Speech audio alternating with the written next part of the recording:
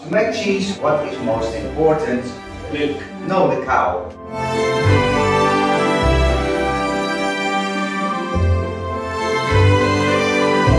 Ebben a videóban meglátogatunk tipikus holland falvakat, ahol működő szélmalmokat látunk, felfedezzük a sajt és facipőkészítés fortéjait, és megkóstolunk több holland specialitást is. Búcsúzóul pedig kipróbáljuk Európa legmagasabban lévő hintáját, és videónk végén összegezzük, hogy mennyibe került utazásunk. Ez a harmadik és egyben utolsó része amszterdami sorozatunknak, ha nem láttad az előző két videónkat, mindenképp azokkal kezd. Ma egy kirándulásra jöttünk. Megnézzünk tipikus falvakat, hogy készül a sajt, hogy készülnek a facipők. Most például itt vagyunk ilyen szélmalmoknál.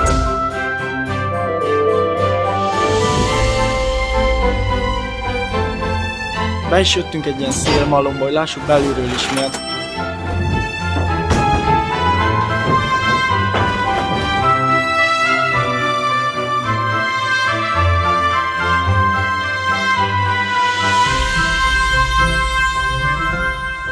Nagyon szép ez a hely, igazi hollandos. We're gonna walk up to the church tower. You can see the tower up above there.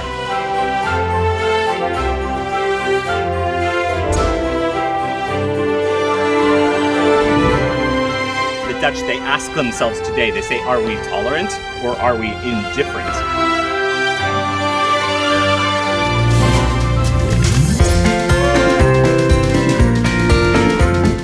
Our delicious Dutch cheese is made. The cheese that we make here is the Gouda cheese. However, in Holland you don't say Gouda, you say Gouda.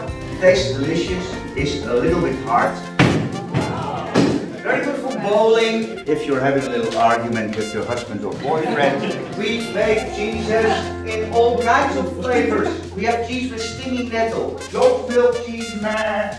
Later on you'll be able to taste every cheese that we have. Füves sajt.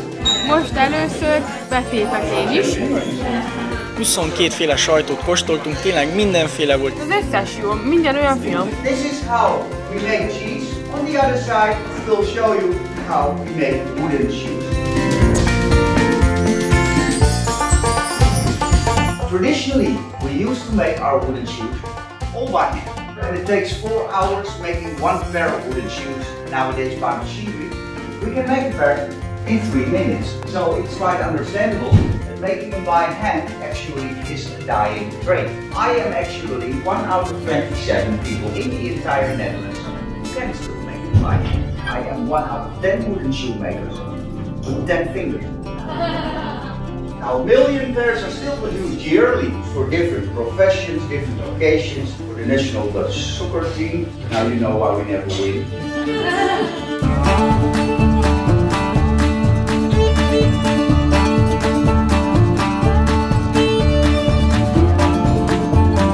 Hát olyan kemény a talp, hogy már most fáj a lábam benne.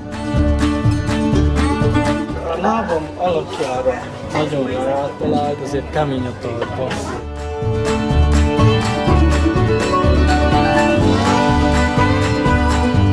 Thank you very much for your attention. Have a good time, have fun. Ez valami hagyományos holland keks.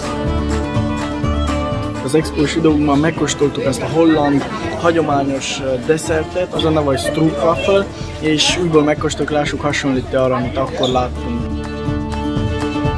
Ez kicsit ropogósabb volt, mert nem helyben sütték, de így is nagyon finom.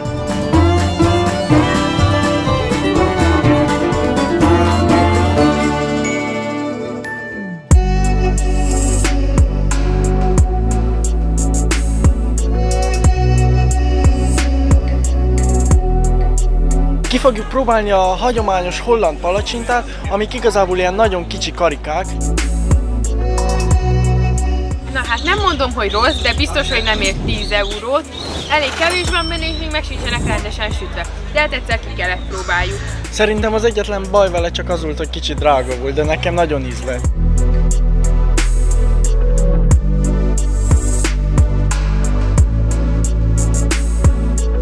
Nagyon vagány ez a holland falu, Volendam az a neve, egy tengerparti kis városka, kis szép házak vannak benne, lehet tenni mindenféle halat, nagyon tetszik, innen még egy helyre megyünk Markenbe.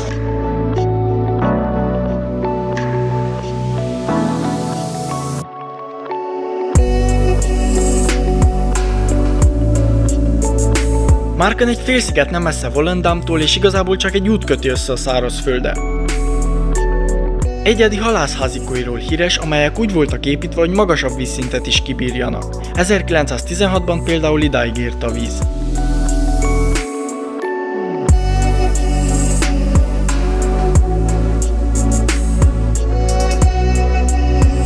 A kirándulás ezzel le is járt, és úgy gondoljuk, hogy egy napra mindenképp megéri elhagyni Amsterdamot és meglátogatni hasonló falvakat is. Nagyon jól átadják mindazt, amiről híres Hollandia. Európa legmagasabb hintája még mindig hátra volt, de előtte egy Covid-tesztre kellett mennünk, hiszen másnap egy izgalmas hajóúttal folytatódott kalandunk. Isten őriz, hogy valaki olyan pozitívnak, mert akkor az nem tud felülni a hajóra, úgyhogy most egy kicsit izgulunk.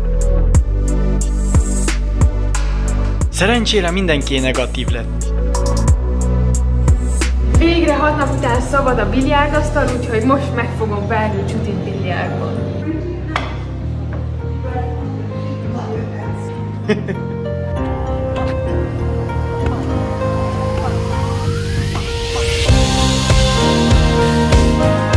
Az iFilm Institute-ot csak kívülről néztük meg, egy nagyon érdekes épülete van. Az Adam Lookout kilátót viszont nem hagyhattuk ki. Eljöttünk egy nagyon magas épülethez, aminek a tetején van egy kilátó és egy hinta, Európa legmagasabban levő hintája, és úgy fogjuk megnézni Amsterdamot.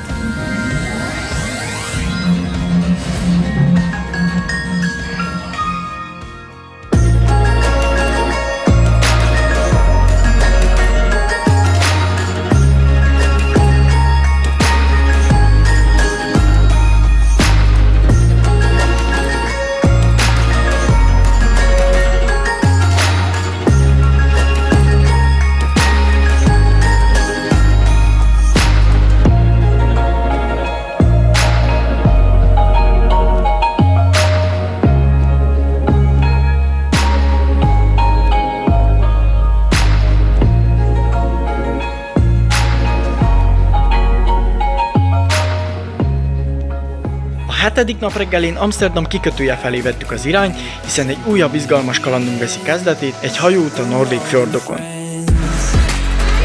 Előtte viszont elfogyasztottuk az utolsó reggelit a szállodában. És ha már ételről van szó, elmondjuk, hogy az ebédet vagy a vacsorát legtöbbször a Rembrandt téren ettük, itt nagyon sok különböző kultúrájú vendéglő van, és a tér hangulata is nagyon jó.